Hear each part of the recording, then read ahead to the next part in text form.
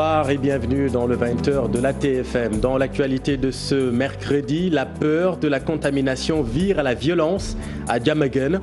Les populations ont caillassé une voiture de la Croix-Rouge et une ambulance des sapeurs-pompiers. Comme à Malika hier, Diamaguène refuse l'enterrement d'un mort de la Covid-19. Des blessés sont enregistrés du côté des agents de la Croix-Rouge. Comment expliquer le désordre dans le convoyage des enseignants? Certains parmi eux seraient venus avec leur famille, regrettent le ministère de l'Éducation nationale. La société Dakar Demdik annonce le renforcement des bus pour prendre en charge tous les enseignants dans des conditions optimales. Retour sur les lieux du drame familial à Notogouy Diama. Cheikh Diop, ce père de famille aspergé d'essence, est brûlé par son fils. Les stigmates de l'épouvantable scène sont encore visibles au domicile familial. Les populations sont divisées entre effroi et étonnement, vous le verrez. Affaire des allégations de favoritisme à la Banque africaine de développement, le président de la BAD clame son innocence. Akeoumi Adesina refute les allégations qui chercheraient à porter atteinte à son intégrité et à la réputation de la BAD. On vous explique tout dans cette édition.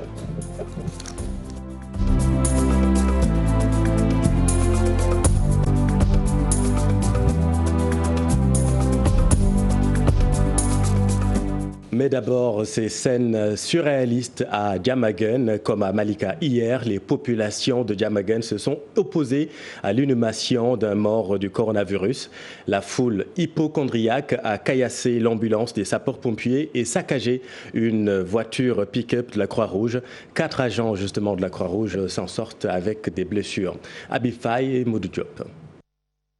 Après Malika, Diamaguène Sicap Mbao refuse l'inhumation de personnes infectées du coronavirus dans son cimetière.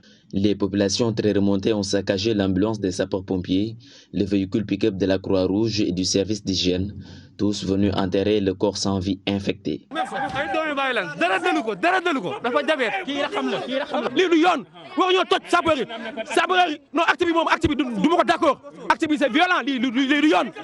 Quatre agents de la Croix-Rouge blessés, le service humanitaire déplore. Ils ont blessé presque 4 éléments, ce qui est déplorable parce qu'en réalité, nous, on était là que pour faire notre mission et rentrer parce qu'on a des familles, parce qu'on a la famille, on a des fils, on a des mères. On ne doit pas subir ce genre de violence parce que nous ne le méritons pas. Le service d'hygiène réclame à l'État plus de sécurité. Vous avez vu comme la population ici, ça, on n'a rien à dire. Tout le monde, on est totalement exposé. Ça, je demande à l'État de prendre des dispositions.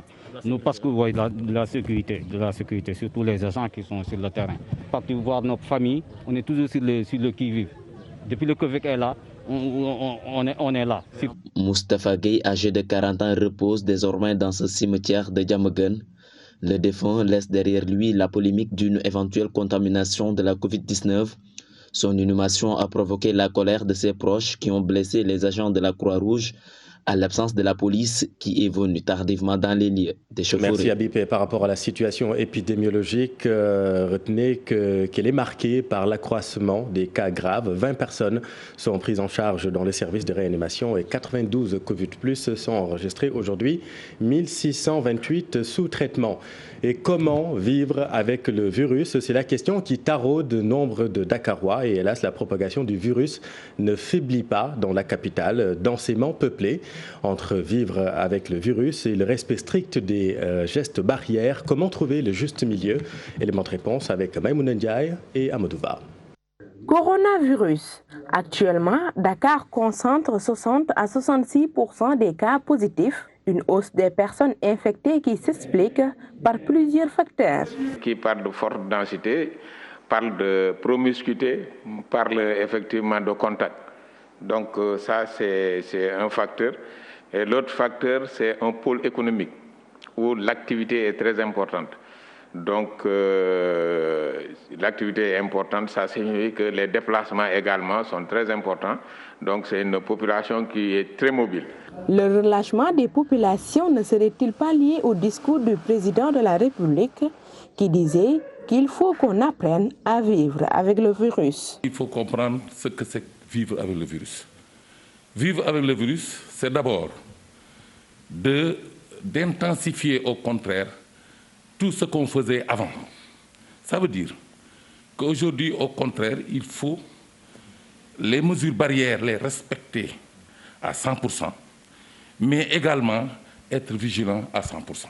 Nous avons beaucoup de nos compatriotes aujourd'hui qui sont malades d'autres maladies, notamment les maladies chroniques, qui sont diabétiques, qui sont asthmatiques, etc., et qui sont nos proches parents.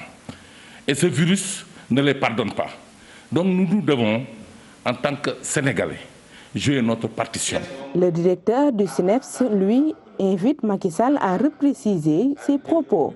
De mon point de vue, que le chef de l'État revienne dire aux Sénégalais, écoutez, la maladie est là, arrêtez, aura plus d'impact que moi, Ousmane Gueye, devant un micro. Certes, je suis médecin, dire aux gens non, le chef de l'État n'a pas dit cela. La Covid-19 est là, contagieuse, mortelle, d'où la nécessité de mettre en place un système de riposte efficace, surtout à Dakar, la capitale sénégalaise. Et sur les 38 décès liés au coronavirus, le troisième âge constitue la majorité. Et dorénavant, par peur d'être contaminés, les seniors fuient les hôpitaux, compliquant ainsi des fois d'autres pathologies qu'ils traînent. D'autres, en revanche, prennent très au sérieux la mesure des gestes barrières. Mohamed Samb et Youssou Baro. Le nombre de décès liés à la Covid-19, tout comme le nombre de cas graves, montre une forte létalité de la pandémie chez les personnes âgées. La situation est alarmante aux yeux de ce gériatre qui dénonce une insouciance chez les personnes âgées qui ne consultent plus les médecins. Les personnes âgées porteuses de maladies chroniques, hypertension, diabète, pathologie d'organes, eh bien ces personnes âgées ne viennent plus en consultation. Et ça, c'est pas bon, parce que ces maladies chroniques doivent être prises en charge dans le cadre de soins de longue durée. Donc les médicaments se prennent à vie, sans interruption. Ça veut dire que s'il y a une interruption, il y a une décompensation, et ça les fragilise davantage. Dans ce quartier de la Médina, la vigilance est de mise dans certaines familles. Nos interlocuteurs appellent à une meilleure prise en charge des plus de 60 ans. Chez nous, nous respectons les gestes barrières. Nous veillons également au respect de la distance physique. Étant personnes âgées, nous sommes déjà trop fragiles. Les familles doivent bien prendre soin des personnes âgées. Il faut les aider à respecter les mesures édictées. Pour le gériatre Mamadou Koumé, il faut un renforcement dans la riposte et dans la prise en charge à domicile des cas Covid-19. Parce que les gens ont tellement peur de la maladie, une peur anormale, qu'ils arrivent même à ne pas accepter d'être prélevés pour un test. Je n'en veux pour preuve que la dernière fois où j'ai été dans le cadre d'un soin à domicile pour une personne âgée d'une notoriété qui disait qu'il pouvait accepter tout sauf être prélevé. Pour vous dire le niveau de stigmatisation de la maladie, le ministère de la Santé est en train de réfléchir à ça, à cette stratégie qui consiste à aller trouver les personnes âgées chez elles dans le cadre de ce qu'on appelle les soins à domicile. Les personnes âgées sont les plus touchées par la Covid-19 avec un nombre important de décès des plus de 60 ans. Cependant, du côté des populations, un relâchement est noté dans la prévention. Merci Mohamed. Puis selon le directeur de la prévention, la situation est sous contrôle. Le médecin-chef de la région Dakar, quant à elle, pense qu'il faut maintenir le respect des mesures barrières. Tous les deux étaient l'invité de l'émission Le Point Corona animée par Abdoulaye Cissé. Synthèse avec Fatima Touré. Malgré les mesures prises par le chef de l'État pour faire face à la pandémie, la Covid-19 semble gagner du terrain au Sénégal. La situation de Dakar particulièrement inquiète plus d'un. Beaucoup s'interrogent sur l'efficacité du plan de riposte, mais le directeur de la prévention rassure. La région de Dakar, c'est pratiquement près du quart ou bien plus du quart de la population. Donc c'est normal qu'il y ait un peu plus de cas, si une épidémie est là, qu'il y ait un peu plus de cas à Dakar que par rapport aux autres régions. Ces mesures sont efficaces parce que les cas n'augmentent pas de jour en jour en réalité. Parce que les chiffres, les gens peut-être, mais actuellement, nous voyons les effets. Les effets sont là parce que la progression des chiffres actuellement, telle qu'elle était au début, actuellement, ce n'est pas la même chose. Le médecin-chef de la région médicale de Dakar, pour sa part, prône pour l'application effective des mesures édictées afin d'endiguer la maladie. Comme vous le savez ou vous l'avez constaté aussi, les mesures édictées, barrières édictées par le ministère de la Santé et de l'Action sociale, l'ensemble des mesures ne sont pas respectées par la totalité des gens que vous voyez circuler ou bien qui sont dans un milieu fermé. Je pense que la population est bien consciente que la maladie existe. C'est ça les mesures barrières. Maintenant, ce qu'il faut, c'est juste appliquer. C'est l'application et tout le monde est acteur pour que les populations appliquent. Pour cela, la population doit jouer un rôle essentiel. Le chef de famille doit quand même insister auprès des membres de sa famille. Et les mesures sont des mesures très simples. La première mesure, c'est le port de masque. Pas au-dessous du menton, mais sur le nez, qui couvre le nez jusqu'au niveau du menton, sous le menton.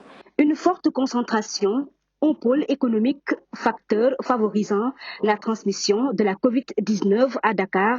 Pour couper la chaîne de transmission, il faudrait que la population sénégalaise change de comportement afin de rendre le plan de riposte efficace.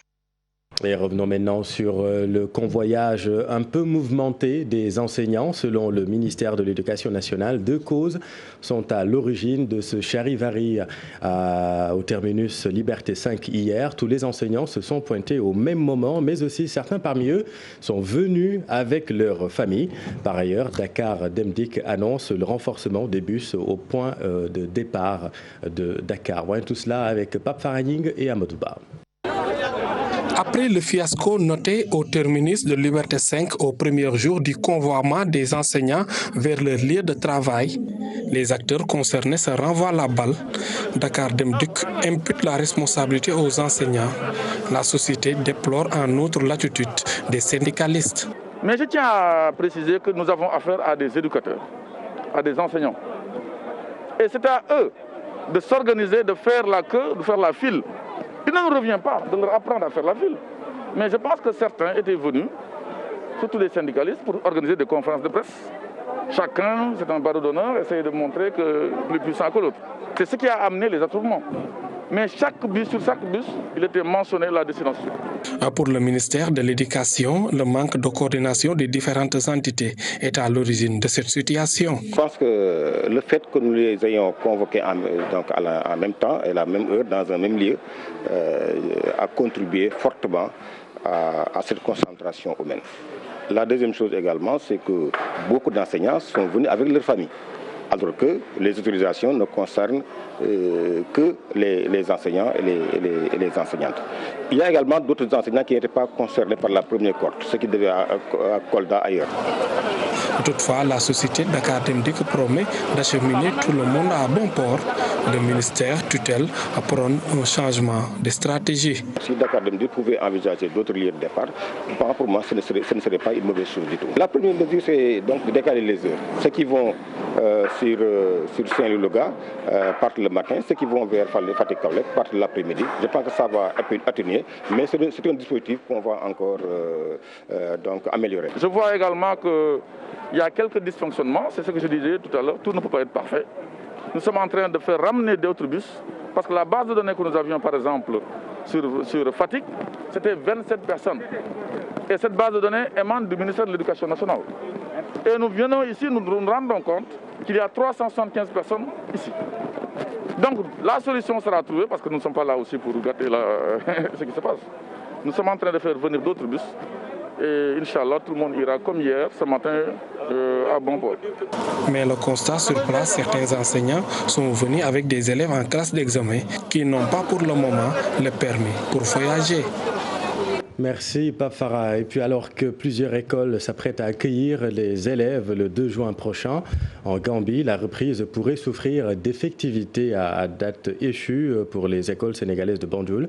Pour cause, le pays hôte a fixé au 8 juin pour le moment la reprise des cours en fonction de l'évolution de la pandémie. Autre difficulté qui pourrait entraver le déroulement normal des cours, les vacataires qui faisaient la navette entre le Sénégal et la Gambie dans ce contexte où les frontières sont encore fermé. Ibrahim Akal.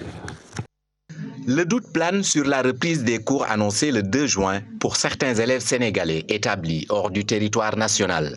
Nous sommes en Gambie, précisément au lycée sénégalais de Banjul, qui abrite toutes les écoles sénégalaises au pays d'Adama Barrow. Les lois peut-être qui s'appliquent au Sénégal ne s'appliqueront pas ici.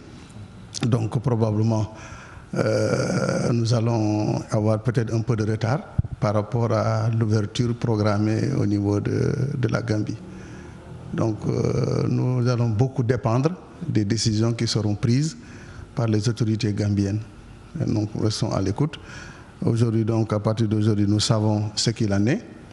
Donc s'il y a une prolongation de 21 jours, peut-être ça sera le 8 mai, si mes calculs sont bons. Donc à partir du 8 mai, nous allons perdre peut-être une semaine, mais après, on sera peut-être certainement dans les dispositions de pouvoir ouvrir comme toutes les autres écoles. Dans cet établissement, on dénombre cette année 2 classes de CM2 pour un effectif de 137 élèves, une classe de 3e et 3 classes de terminale. Au-delà de la réouverture, un autre problème risque de perturber les enseignements, surtout pour les classes de terminale. Pratiquement tous les enseignants sont repartis au Sénégal. Donc la fermeture des frontières les a bloqués. Il y a quelques-uns qui sont des permanents qui résident ici en Gambie même, mais la plupart d'entre eux sont au Sénégal. Il y en a ceux qui sont en position de vacataires, donc qui font la traversée chaque semaine. C'est difficile, mais je pense qu'à force d'échanger, de réfléchir, de partager, on finira par trouver une solution. Pour le convoiement des enseignants qui officient en Gambie, dont la plupart se trouvent présentement au Sénégal, il leur est demandé de se rapprocher de l'inspection académique de Kaolack, mais jusque-là, rien de concret. Le ministère de l'Éducation nationale est interpellé à cet effet.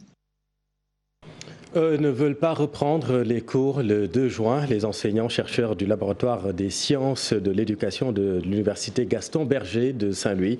Selon eux, le risque sanitaire est encore considérable. Ils proposent de reprendre l'école plus tôt en septembre.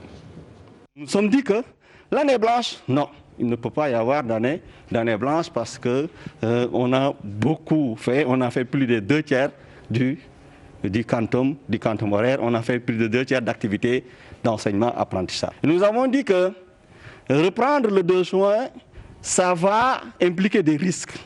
C'est très risqué de reprendre le 2 juin parce que pour faire un enseignement-apprentissage, ça doit se passer dans un climat scolaire serein, en respectant les conditions du bien-être, pour laquelle nous avons dit, oui, il faut que l'année s'achève.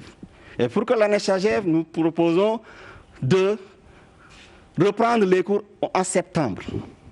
Si on reprend en septembre, vers le 17 septembre, on peut avoir 6 semaines de cours. Mais avant d'aller en septembre, avant d'aller en cours, mettons à la disposition de nos élèves les contenus d'enseignement. Mettons à la disposition des élèves des ressources pour continuer l'activité pédagogique à la maison.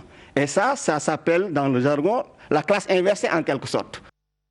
Puis restons toujours à Saint-Louis, à l'école François Mbaye Salzman et au lycée Ahmed Fall. Tout est fin prêt pour la reprise le 2 juin. Proviseurs et directrices d'école promettent une bonne reprise à dette échue. Nos équipes ont fait le constat. Ousseynou Diop, Habib Seik.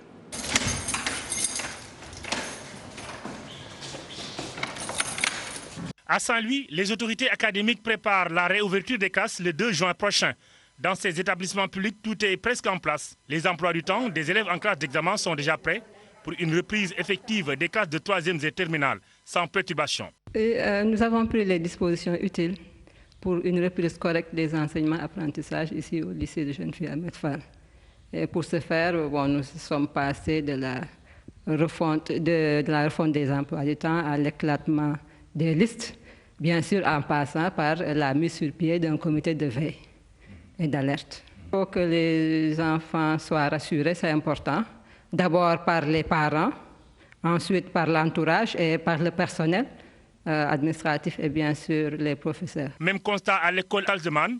Ici, la désinfection des lieux est presque terminée. Je crois que tout est fin prêt. Nous avons nettoyé l'école, nous avons désinfecté aujourd'hui. L'équipe pédagogique s'est réunie ce matin. Nous avons réparti les tâches. Tout est fin prêt. On attend seulement que le matériel soit sur place. Il ne reste que voir les intrants pour pouvoir maintenant nous engager à faire venir les enfants. Mais tant que les intrants ne sont pas là aussi, ce sera difficile. Bon, quand je parle d'intrants, c'est à savoir les masques, les gels, les thermoflash et consorts. Dans ces écoles publiques, tout est fin prêt pour accueillir les élèves de Saint-Louis dans les salles de classe. Le ministre de l'Éducation nationale est attendu dans la vieille ville ce jeudi et certainement d'autres mesures seront prises pour que tout se passe dans de très bonnes conditions avant le 2 juin. Et nous, c'est plutôt le contraire. Ici à Rufisque, les établissements scolaires ne sont pas encore désinfectés. Autorités académiques et parents d'élèves s'étonnent d'ailleurs de cette situation à moins d'une semaine de la reprise. Ousseynou Thiam, Ahmadou Bambassamba. Annonce du programme de désinfection des écoles, à Rufisque, la plupart des établissements scolaires ne sont pas encore visités par les services en charge de l'opération. Rien n'a été fait jusque le saupoudrage. Donc ils sont venus ici, ils ont pulvérisé, ils ont saupoudré, donc tous les établissements, toutes les classes, mais à part ça, rien du tout. Du côté de l'Union nationale des parents d'élèves et d'étudiants du Sénégal, l'on exige le respect strict du protocole sanitaire élaboré par le ministère de la Santé.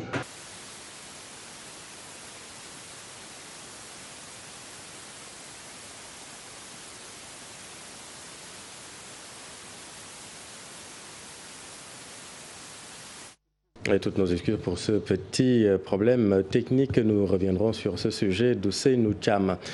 Le mouvement paysan Aar Sunu Moomeel exprime son indignation. Il dénonce le retard noté dans le démarrage de la distribution de l'aide alimentaire et les problèmes de transport auxquels les paysans sont confrontés pour rejoindre leur localité, respectivement, et aller préparer l'hivernage. Les membres du mouvement qui faisaient face à la presse interpellent les autorités. Nous voyons tout cela avec Ibrahima Diamé et Faligaï. Les lenteurs notées dans le démarrage de la distribution de l'aide alimentaire au niveau de la région de Kaolack qui indispose et révolte le mouvement Aar Sunu Moomeel. Bassirouba et camarades qui se posent moult questions étalent les souffrances des ménages dans le monde rural, dénoncent les dysfonctionnements et interpellent les autorités en charge de cette question.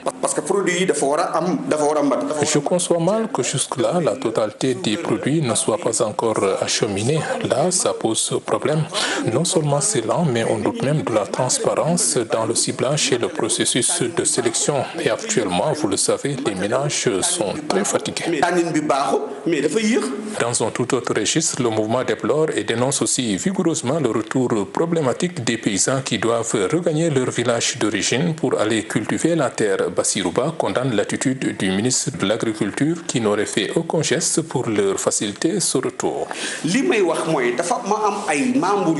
avons des membres qui sont même en Mauritanie, d'autres à Dakar. Ils ne peuvent bouger pour rejoindre leur village d'origine et aller préparer leurs champs. C'est le ministre de l'Agriculture lui-même qui devrait trouver une solution en collaboration avec le ministre des Transports terrestres et le ministre de l'Intérieur donc pour qu'ils puissent rejoindre leur localité d'origine. Sur les mesures d'assouplissement prises avec notamment la réouverture autorisée des louments, Aar Sunu Moomeel estime que ça n'a toujours pas permis de décanter la situation économique difficile dans le monde rural à cause des nombreux contrôles et des mesures prises à la base par les autorités locales. Merci Ibrahima. Et puis retour sur les lieux du drame familial à Notogui Diama. Vous le savez, c'est dans cette localité du département de Tivaouane que le nommé Cheikh Diop a subi une immolation. Son fils Fallou Diop l'aurait aspergé d'essence avant de le brûler au domicile familial. Tout a été emporté par le feu. Notre équipe à Thiès est retournée sur les lieux. Cheikh Anta Diop et la tière. Nous sommes à Notogui Diama, département de Tivaouane, une localité située à 20 km de Thiès, sur la route de Mont-Roland. C'est dans ce salon que Cheikh Diop avait été aspergé d'essence, puis brûlé vif par son fils Fallou Diop. Au regard de la gravité des faits, le feu a tout ravagé sur son passage. Seuls quelques objets sont épargnés.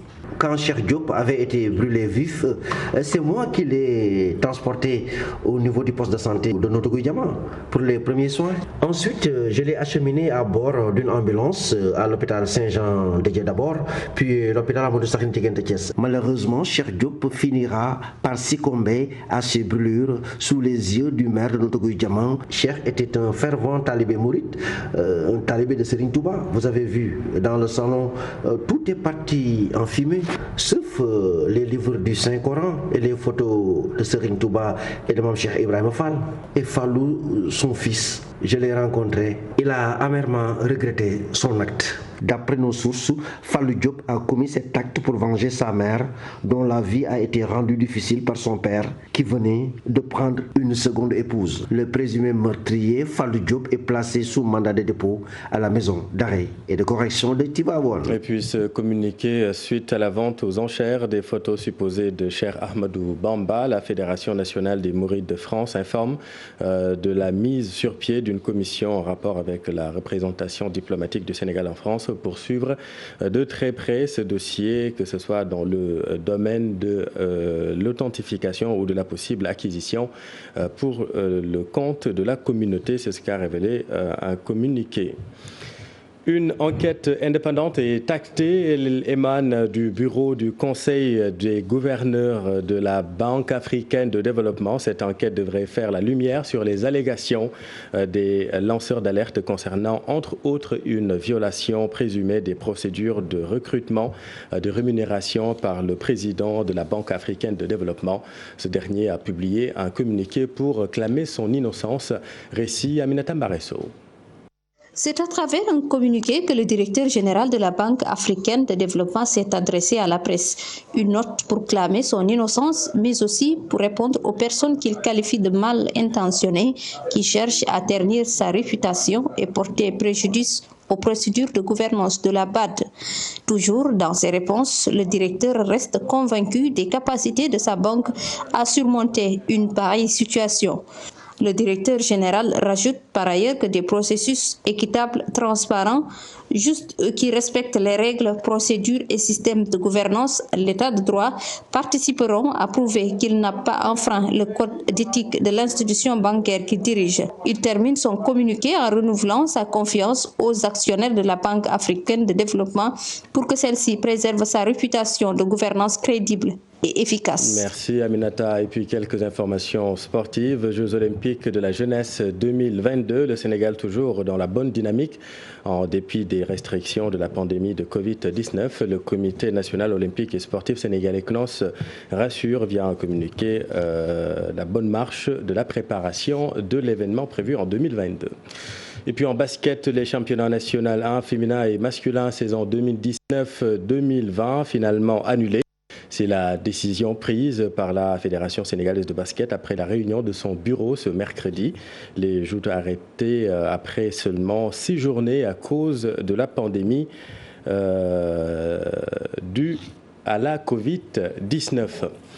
Et puis cette dernière note avant de boucler cette édition, la presse sénégalaise endeuillée par le rappel à Dieu du journaliste Abdoulaye Fofana, junior, agent de la RTS à la retraite. L'homme est le premier présentateur du journal parlé de l'ORTS, l'Office Radio-Diffusion Télévision sénégalaise. Il est décédé ce mercredi à l'âge de 77 ans des suites d'une longue maladie. Voilà, c'est la fin de cette édition. Merci de l'avoir suivi. Les programmes continuent sur la télévision Futur Média. Restez avec nous. Vous êtes au bon endroit.